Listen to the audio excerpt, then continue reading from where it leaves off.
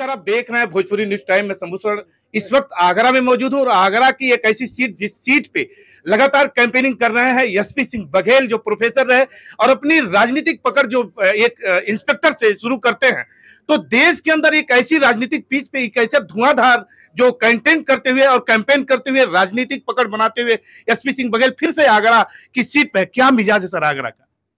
बेहतर है जब पत्रकारों के पास कैमरा हो तो सड़क पे 100-200 लोगों को रैंडम रोक करके पूछना चाहिए। जी जी जैसे चावल के दाने देख के टटोला जाता है ना कि चावल बने या नहीं बने। जी कैंडिडेट तो यही कहेगा कि बहुत ही अच्छा चल रहा है, लेकिन मैं बेहतर कहता हूँ कि आप रैंडम खड़े हो जाएं सड़क पर और केवल 100 लोगों से ये पूछो कि समाजवादी पार्टी के प्रत्याशी का नाम बताओ जी और बीएसपी के प्रत्याशी का नाम बताओ।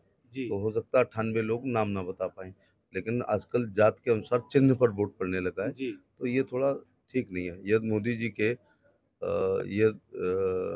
इस जेत में जातवाद ना हो, गोत्रवाद ना हो, जी धार्मिक अल्पसंख्यक लोग कट्टर ना हो और अपने अपनी जाति नेताओं के खूंटे से बंधे हुए लोग ना हो, जी तो मोदी जी के केवल लाभार्थी वोट दे देंगे तो दक्षिण भारत में भी कमल खिल जाएगा। विपक्ष हमलावर होता है, कभी-कभी कहता है कि लोकतंत्र खतरे में है या महँगाई है, बेरोज़गारी है। इस पर आप क्या कहना चाहेंगे?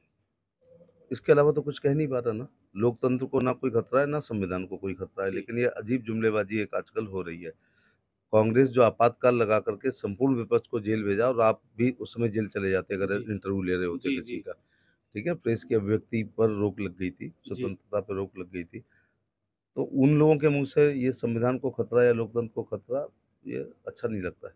माने जब वो कहें तो 25 जून 75 को भी थोड़ा-सा सोच जी, लिया करें। जी, तो विपक्ष तो इसलिए हमलावर है, ये इकट्ठा हुआ है। चाणक्य ने बहुत साल पहले कहा था, जी, ये तो कोई राजा बहुत लोकप्रिय होगा जैसे मोदी जी हैं, तो दुश्मन का दुश्मन हमारा दोस्त जी, के सिद्धांत पर गठबंधन और दुरभी संधियाँ हुआ करेंगी, ऐसी एक हो रही है।